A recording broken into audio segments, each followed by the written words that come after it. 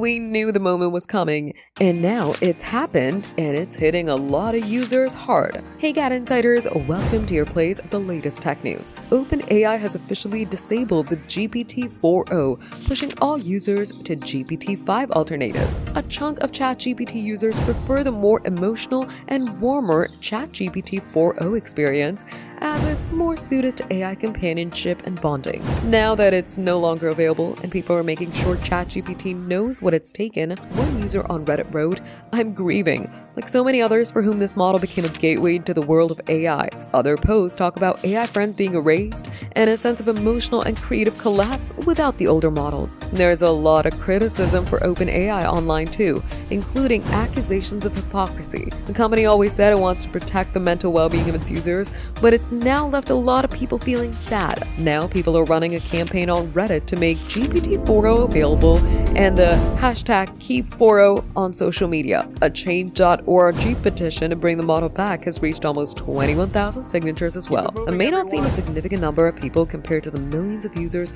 who log into ChatGPT every day, but it reflects the attachment that many form with the personality behind the ChatGPT 4.0 model. While to some it may seem strange to form a connection to an AI, but for others, it's about meaningful AI friendship. That's something that all AI companies and society as a whole will have to accept in the future. It's clear that AI bots are now capable enough to function as friends, therapists, and more, but it's less clear just how beneficial that's going to be for us in the long term. For more tech updates, subscribe to GadInsider.